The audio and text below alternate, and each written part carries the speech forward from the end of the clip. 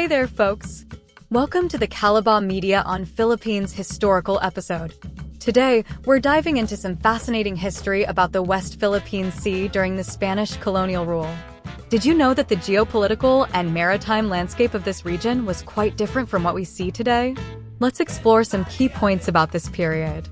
During Spanish colonial rule in the Philippines, which lasted from 1565 to 1898, the geopolitical and maritime landscape of what is now known as the West Philippine Sea was different from today's context.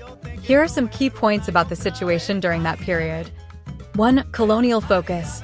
The Spanish colonial administration focused primarily on the governance and development of the archipelago itself rather than maritime territories.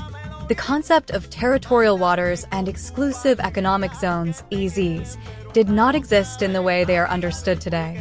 2. Maritime commerce and defense. The Spanish used the waters surrounding the Philippines for trade and defense.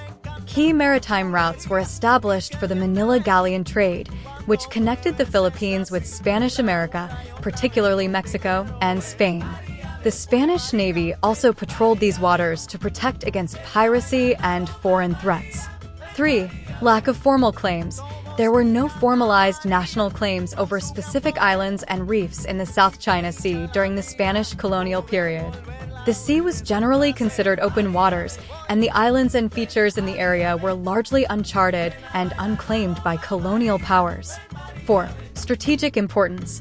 While the waters were important for navigation and trade, the specific islands and reefs of the South China Sea, including areas now called the West Philippine Sea, were not a primary focus for Spanish colonial authorities.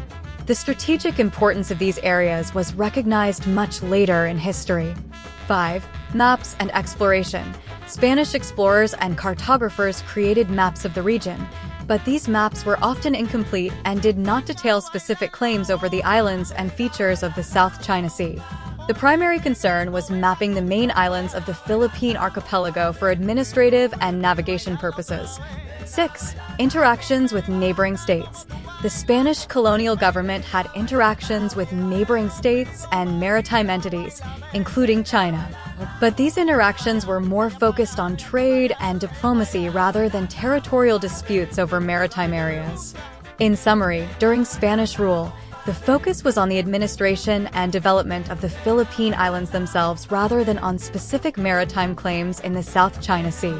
The modern disputes and claims over the West Philippine Sea developed much later, particularly in the context of post-colonial statehood and international maritime law.